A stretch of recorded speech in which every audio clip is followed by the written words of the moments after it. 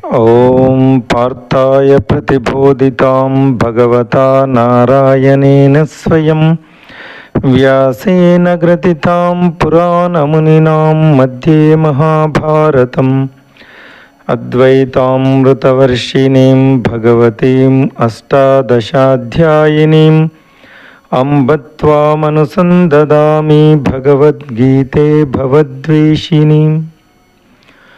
నమోऽस्तु ते व्यासविशालबुद्धे पुल्लारविन्दायतपत्रनेत्र येन त्वया भारततैलपूर्ण प्रज्वालितो ज्ञानमयप्रदीप. प्रपन्नपारिजाताय तोत्रवेत्रैकपानये ज्ञानमुद्राय कृष्णाय गीतामृतदुहे नमः. सर्वोपनिषदो गावा दोग्धा गोपालनन्दन पार्थो वत्सः सुधीर्भोक्ता दुग्धं गीतामृतं महत्. वसुदेवसुतं देवं कंसचानूरमर्दनं देवकी परमानन्दं कृष्णं वन्दे जगद्गुरुं. देवकी परमानन्दं कृष्णं वन्दे जगद्गुरुं. దేవకీ పరమానందం కృష్ణం వందే జగద్గురుం. శ్రీకృష్ణ పరబ్రహ్మణే నమః. శ్రీమద్భగవద్గీత 3వ అధ్యాయము కర్మయోగం 26వ శ్లోకం. నబుద్ధిభేదం జనయేద జ్ఞానాం కర్మ సంగినాం జోషయే సర్వకర్మాణి విద్వాన్ యుక్త సమాచరం. కర్మలను ఆచరించకుండా ప్రేరేపించడం ద్వారా ఫలాసక్తితో కర్మలను చేసే అజ్ఞానుల బుద్ధిని జ్ఞానులు భ్రమకు గురి చేయరాదు. బదులుగా జ్ఞానోదయ స్థితిలో తమ విధులను నిర్వర్తిస్తూ అజ్ఞానులకు కూడా విహిత కర్మలను చేయడానికి స్ఫూర్తినివ్వాలి అంటున్నాడు శ్రీకృష్ణ పరమాత్ముడు. గొప్ప వ్యక్తులు మరింత ఎక్కువ బాధ్యత కలిగి ఉంటారు, ఎందుకంటే సాధారణ ప్రజలు వారిని అనుసరిస్తారు కాబట్టి.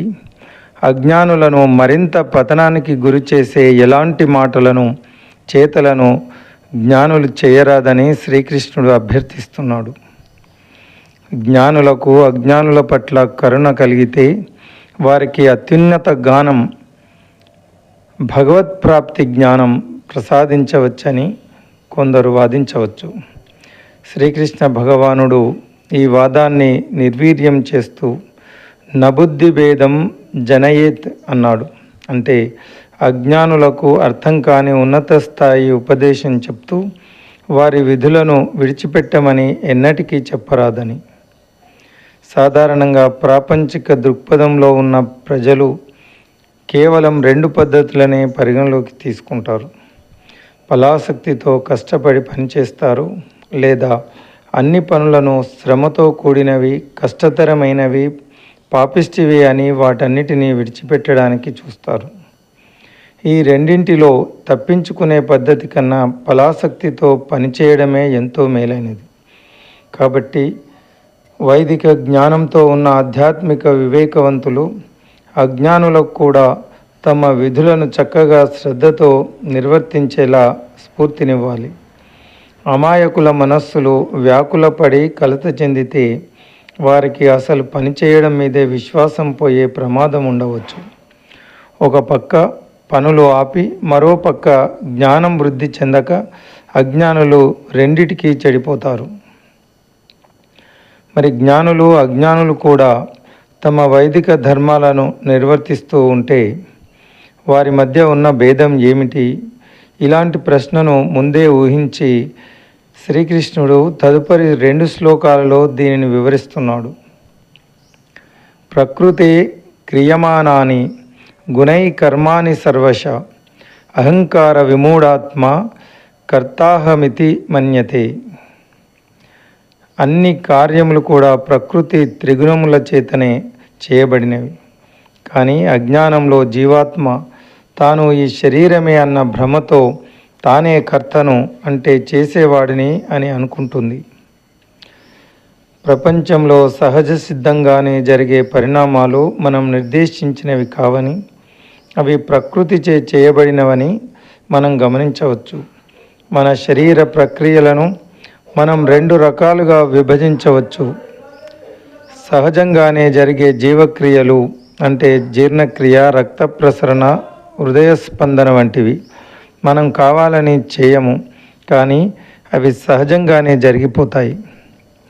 మనమే ప్రయత్నపూర్వకంగా చేసే క్రియలు మాట్లాడడం, వినడం, నడవడం, నిద్రించడం, పనిచేయడం వంటివి.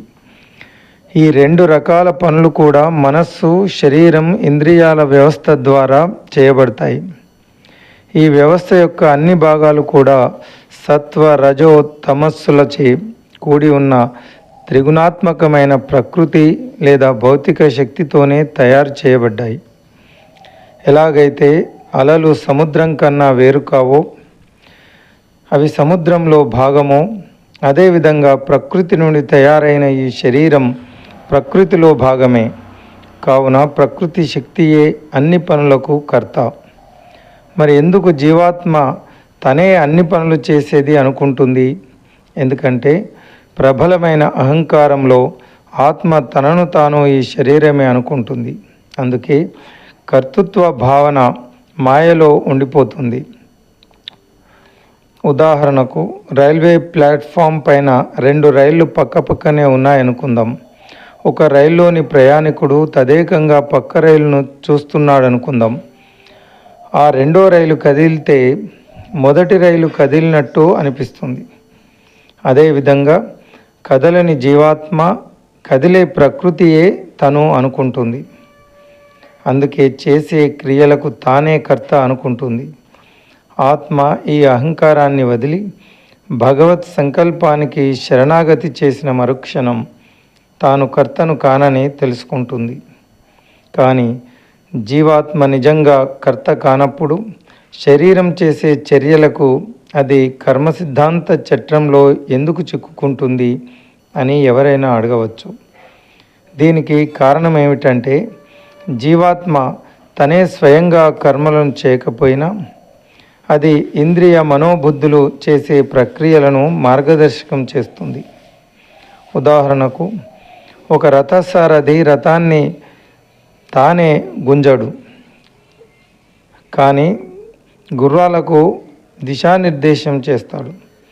ఇప్పుడు ఒకవేళ ప్రమాదం జరిగితే గుర్రాలను తప్పుపట్టలేము, సారథియే బాధ్యుడు.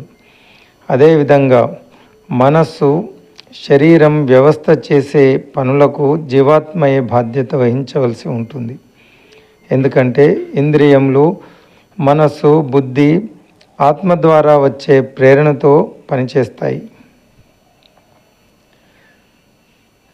28వ శ్లోకం. తత్వవిత్తు మహాబాహో గుణకర్మ విభాగయ గుణాగుణేషు వర్తంత ఇతిమత్వాన సజ్జతే. ఓ మహాభావులున్న అర్జున, జ్ఞానులు ప్రకృతి గుణములు మరియు కర్మ నుండి జీవాత్మను వేరుగా చూస్తారు. గుణములే ఇంద్రియములు, మనస్సు వంటి రూపంలో ఉన్న గుణముల ఇంద్రియ గ్రాహ్య విషయ వస్తు రూపంలో కదులుతున్నవని తెలుసుకొని వాటి యందు ఆసక్తులు కారు. ఇంతకు పూర్వం శ్లోకం ఏం చెప్పిందంటే, అహంకార విమూఢాత్మ అంటే అహంకారం చే భ్రమకు లోనై తమను తాము శరీరమే అనుకునేవారు తామే కర్తలము అనుకుంటారు. ఈ శ్లోకం తత్వవిత్, సత్యమును ఎరిగిన వారి గురించి చెప్తుంది. ఈ విధంగా అహంకారాన్ని నిర్మూలించుకున్నవారు శారీరక దృక్పథం నుండి స్వేచ్ఛ పొంది తమ ఆధ్యాత్మిక విలక్షణతను భౌతిక శరీరం కంటే వేరుగా చూస్తారు. కాబట్టి వారు ప్రాపంచిక క్రియలకు తామే కర్తలమని మభ్యపడరు. బదులుగా ప్రతి కార్యం కూడా 3 గుణముల కదలిక వల్లనే జరుగుతున్నాయని తెలుసుకుంటారు. ఇటువంటి భగవత్ ప్రాప్తి నొందిన మహాత్ములు ఇలా అంటారు: జో కరై సో హరి కరై, హోతా కబీర్ కబీర్. భగవంతుడే అన్నీ చేస్తున్నాడు, కానీ జనులు నేను చేస్తున్నాను అనుకుంటారు. 29వ శ్లోకం. ప్రకృతేర్గుణసమ్మూఢ సజ్జంతే గుణకర్మసు తాన కృష్ణ విధో మందాన్ కృష్ణవిన్న విచాలయేత్. గుణముల ప్రకృతిచే భ్రమకు లోనైన వారు వారి కర్మ ఫలముల యందు ఆసక్తులవుతారు. కానీ ఈ సత్యములను అర్థం చేసుకున్న జ్ఞానులు ఇది తెలియని అజ్ఞానులను కలవరపరచరాదు. మరి జీవాత్మ అనేది గుణములు వాటి ప్రకృతి కంటే భిన్నమైనదే అయితే వారు మరి అజ్ఞానులు ఇంద్రియ వస్తు విషయములపై మమకారాసక్తులు ఎందుకు అవుతారు అని సందేహం రావచ్చు. వారు ప్రకృతి గుణములచే భ్రమకు లోనై వారే కర్తలము అని అనుకుంటున్నారు అని శ్రీకృష్ణుడు ఈ శ్లోకంలో వివరిస్తున్నాడు. ప్రకృతి యొక్క త్రిగుణములచే పూర్తిగా సమ్మోహితులై వారు ఇంద్రియ శారీరక మానసిక ఆనందం కోసమే పనిచేస్తుంటారు. వారు కర్మలను ఒక కర్తవ్యంగా ఫలాపేక్ష లేకుండా చేయలేరు. కానీ కృష్ణవిత్ అంటే జ్ఞానులు అంతగా విషయ జ్ఞానం లేని వారి మనసులను కలవరపెట్టరాదు. అంటే జ్ఞానులు తమ అభిప్రాయాలను అజ్ఞానులపై నీవు ఆత్మవు శరీరం కాదు కాబట్టి కర్మ అర్థరహితమైనది దాన్ని విడిచిపెట్టు అని బలవంతంగా రుద్దడానికి ప్రయత్నించరాదు. వారు అజ్ఞానులకు తమ విహిత కర్మలను చేస్తుండమని ఉపదేశిస్తూ నెమ్మదిగా మమకార ఆసక్తి అతీత స్థితిని చేరుకోవడానికి సహకరించాలి. ఈ ప్రకారంగా ఆధ్యాత్మిక విషయ జ్ఞానం ఉన్నవారికి అది లేని వారికి ఉన్న తేడాను వివరించిన పిదప శ్రీకృష్ణుడు అజ్ఞానుల మనస్సును కలవరపరచరాదు అనే గంభీరమైన హెచ్చరిక చేస్తున్నాడు. 30వ శ్లోకం. మయి సర్వాణి కర్మాణి సన్యస్యాధ్యాత్మచేతస నిరాశీర్నిర్మమో భూత్వా యుద్ధస్య విగతజ్వర. అన్ని కర్మలను నాకు అర్పితంగా చేసి పరమేశ్వరుడనైన నాయందే నిరంతరం నీ ధ్యాస ఉంచు. ఆశ స్వార్థ చింతన విడిచి మరియు మానసిక శోకము విడిచిపెట్టి యుద్ధం చెయ్యి. తనదైన సహజ శైలిలో శ్రీకృష్ణుడు ఒక విషయంపై పూర్తి అర్థ వివరణ చేసి చివరికి దాని సారాంశం చెప్తాడు. అధ్యాత్మ చేతస అంటే తలంపులన్నీ భగవంతుని అందే ఉంచి అని అర్థం. సన్యస్య అంటే భగవంతునికి సమర్పితములు కాని అన్ని క్రియలను విడిచి అని. నిరాశి అంటే కర్మ ఫలాలపై యావ ఆశ లేకుండా అని.